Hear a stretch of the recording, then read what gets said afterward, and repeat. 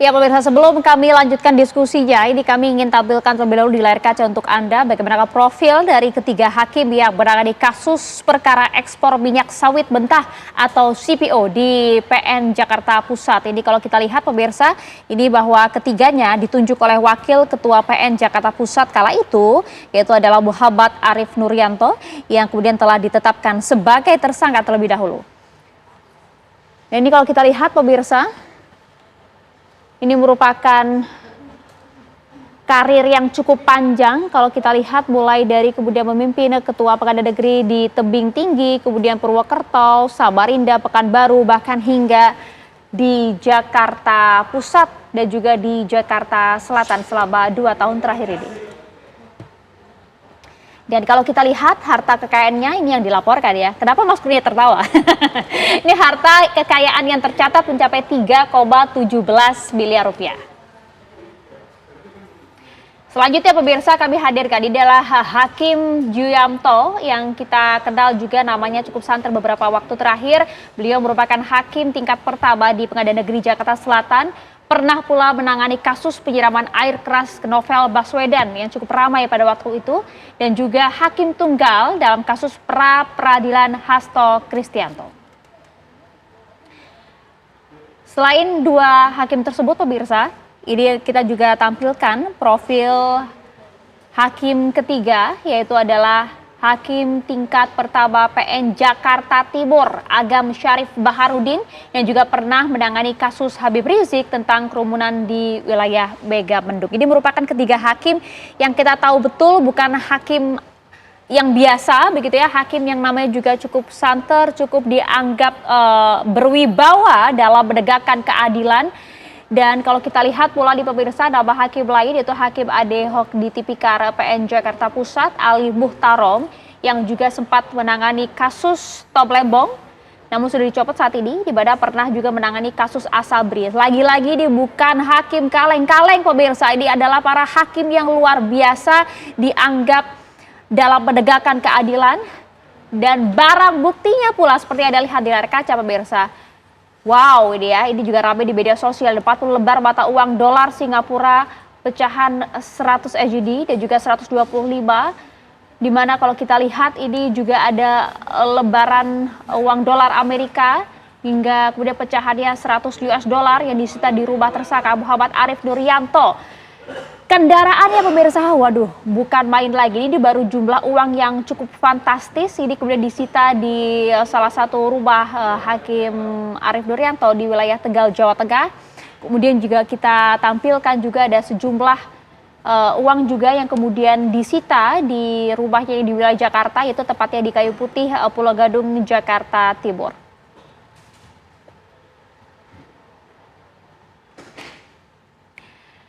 Dan ini yang kemudian sempat ramai kemarin di mana turut disita oleh Kejagung ada 3 unit mobil yaitu 1 Toyota Land Cruiser kemudian 2 Land Rover, ada 21 unit sepeda motor yang bukan sepeda motor biasa tapi ada sepeda motor eksklusif pemirsa dan juga ada 7 unit sepeda yang juga disita di rumah tersangka AR di wilayah Pulau Gadung, Jakarta Timur. Anda bisa bayangkan kemudian untuk sekelas hakim yang tadi hartanya berapa Mas Kurnia? 3,17 miliar. 3,17 miliar katanya ya Mas ya. Tapi kalau dilihat tadi uang tunai dan juga kemudian kendaraan disita luar biasa pemirsa. Ini juga kemudian sempat disita ada 1 unit mobil Fortuner yang disita di rumah tersangka AM di wilayah Jepara dengan uang tunai senilai 36.000 US dollar yang juga disita di rumah di Jepara. Sementara itu dari kantor tersangka Barcela Santoso ini ditemukan ada uang senilai 4.700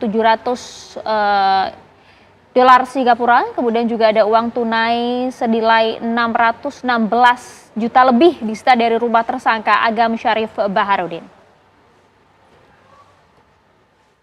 Ini adalah barang bukti yang kemudian cukup disita yang juga mencengangkan kita semua bagaimana kemudian sejumlah hakim tersebut yang dilihat hartanya tercatat sekitar jumlahnya miliaran, tapi nampak ya barang yang disita saja sudah melebihi harta kekayaan yang tercatat. Kronologi kita tahu betul bermula dari pihak pengacara Arianto, dan juga Wahyu Gunawan, panitera muda yang membicarakan soal gratifikasi ke hakim terkait.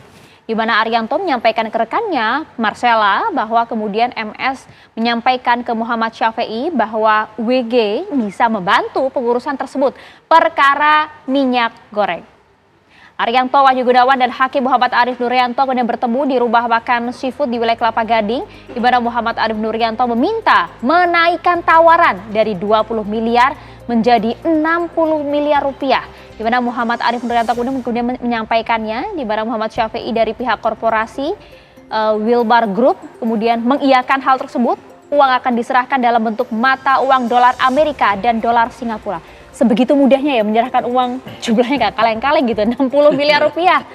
Tarifnya luar biasa tinggi, di mana M. Syafei ini pemirsa menghubungi Arianto kemudian untuk mengantar uang tersebut ke rumah Wahyu Gunawan, panitera muda di klaster Ebony di Cilincing, Jakarta Utara. Penyerahan uang tersebut pun senilai 50.000 dolar Singapura. Arif menunjuk 3 majelis hakim untuk menangani perkara tersebut yang terdiri dari Juyamto, kemudian Agam Syarif Baharudin sebagai anggota dan Ali Mutarom sebagai hakim ad hoc.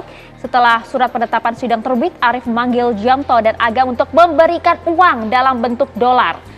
Ini kemudian diatur sedemikian rupa, beberapa waktu setelahnya Arif kemudian kembali menyerahkan uang dalam bentuk dolar kepada Juyamto yang bisa dikonversi ke rupiah, nilainya bahkan mencapai 18 miliar rupiah yang diberikan kepada satu orang, Juyamto, dan kemudian untuk Agam ini sebesar 4,5 miliar rupiah dan untuk Ali Muhtarom sebesar 5 miliar rupiah. Anda bisa bayangkan berapa yang diterima oleh setiap orang tersebut. Ini baru satu kasus loh ini loh.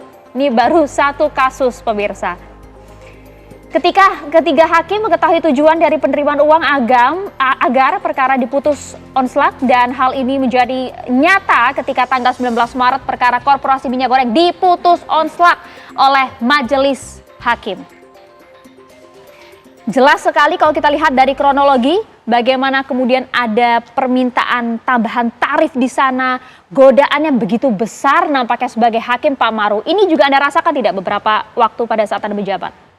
Ya, kalau kita di Mahkamah Konstitusi tekanan seperti itu hampir tidak ada lah ya, meskipun ada beberapa kasus yang tampaknya misalnya Pak Akil tertangkap, juga Pak Patrialis dan lain sebagainya yang ada kaitan dengan masalah-masalah individual seperti pilkada dan lain sebagainya, itu ya sama dengan perkara-perkara ya hampir yang dihadapi oleh pengadilan negeri.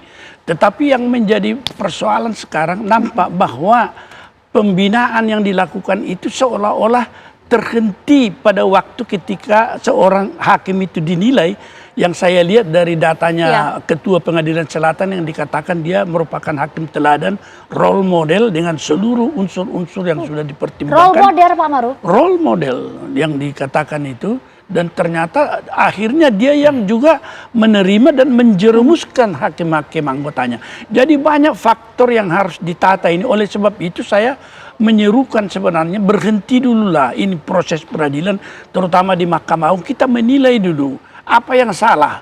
Yang salah ini juga adalah ada konsep yang dikatakan bahwa independensi hakim dan imparsialitasnya itu seolah-olah merupakan satu tameng atau benteng dengan mana mereka tidak boleh dilihat. Padahal sesungguhnya tanpa menembus independensi itu dengan monitoring, evaluasi, pembinaan secara terus-menerus, kemudian melakukan pengawasan dalam bentuk segala bentuk termasuk dengan mystery shopping yang terkenal itu di negara-negara maju, itu harus bisa kita lakukan sehingga kita bisa melihat dari waktu ke waktu perubahan hakim itu.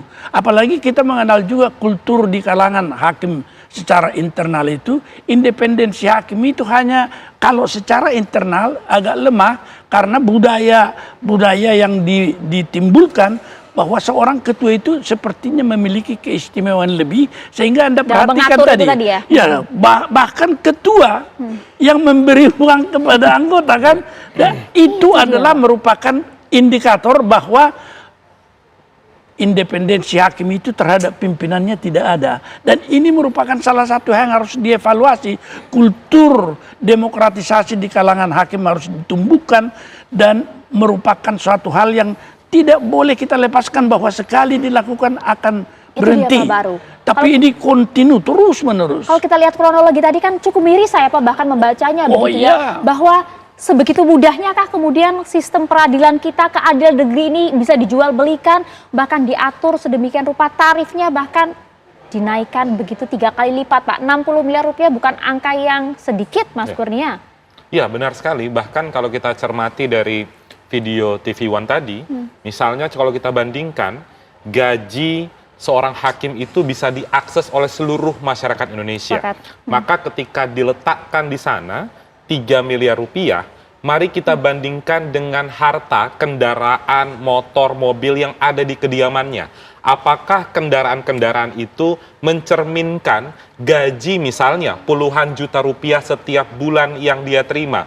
Maka dari itu penting bagi Kejaksaan Agung untuk semakin mengembangkan perkara ini, terutama untuk melihat apakah ada potensi perkara lain yang dibancaki oleh para majelis hakim ini. Apakah sekedar penerimaan terkait dengan minyak goreng? Misalnya ketika uang sudah ditemukan 60 miliar rupiah dan suap minyak goreng itu sejumlah 60 miliar rupiah, maka pertanyaannya adalah, oh berarti mobil dan motor ini terkait dengan perkara apa? Maka dari itu penting untuk dibawa ke persidangan, dilakukan mekanisme pembalikan beban pembuktian atau pembuktian terbalik.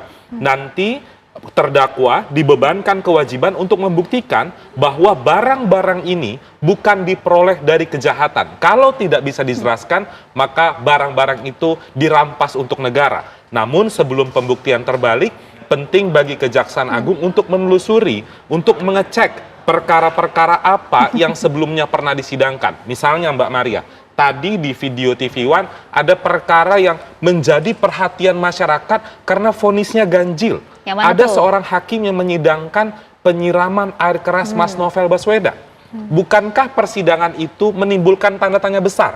Apakah persidangan itu dilakukan dengan seperti Pak Maru bilang tadi, ada independensi, ada imparsialitas, atau justru berbelok, atau justru berat sebelah? Itu yang harus dipotret oleh Kejaksaan Agung dan dibenahi oleh institusi lembaga kekuasaan kehakiman seperti Mahkamah Agung. Mbak Maria, tidak kurang-kurang putusan janggal dibahas mungkin di TV One ini. Pertimbangan-pertimbangan misalnya dasar meringankannya itu aneh. Padahal Mbak Maria, Komisi Yudisial itu bisa melakukan eksaminasi putusan. Sehingga hasil eksaminasi itu, penilaian terhadap putusan itu dijadikan pembelajaran bagi Mahkamah Agung. Sayangnya, rasa-rasanya itu belum atau jarang dilakukan kerjasama, koordinasi, sinkronisasi antara KY dan Mahkamah Tapi Agung. ini penting kan Pak Maru kan? Oh, sangat penting. Jadi misalnya seperti ini, kalau kita menilai satu putusan tanpa menyentuh independensi mereka, kita bisa melakukan apa yang dikatakan legal audit, apa yang dikatakan monitoring evaluasi. Jadi kalau hakim itu sudah ditentukan sebagai orang yang role model, tidak dilepas demikian saja, tetapi ada monitoring evaluasi dan mereka tidak mengetahui itu. Teknik-teknik inilah yang kita pelajari dari negara-negara maju yang seharusnya dibawa ke Indonesia ini. Tetapi apa yang saya katakan tadi bahwa 3 cabang kekuasaan di kehakiman itu, MA, MK, dan Komisi Yudisial harus melakukan konsolidasi Kenapa betul. sulit sih Pak selama ini? Ya masing-masing egonya kan. Ego sektor. Misalnya Mahkamah Agung ini siapa sih ini? Dia belum mengakui betul itu sampai sekarang Komisi Yudisial. Oleh karena itu kalau saya psikologis mengatakan bahwa ketua KY itu harus diangkat ex officio ketua Mahkamah Agung atau ketua Mahkamah Konstitusi, sehingga hakim-hakim ya tidak bisa mempersoalkan kalau misalnya dia diperiksa tidak bisa menolak. Oleh karena itu kita belajarlah dari banyak apa yang terjadi. Itu yang mungkin kita harapkan semua, sinergitas antar lembaga untuk kemudian hal ini semoga tidak terjadi lagi, sistem pengawasan yang juga betul-betul dijalankan Pak Maru dan juga Mas Kurnia. Saat lagi kita akan lanjutkan usai jeda untuk Anda.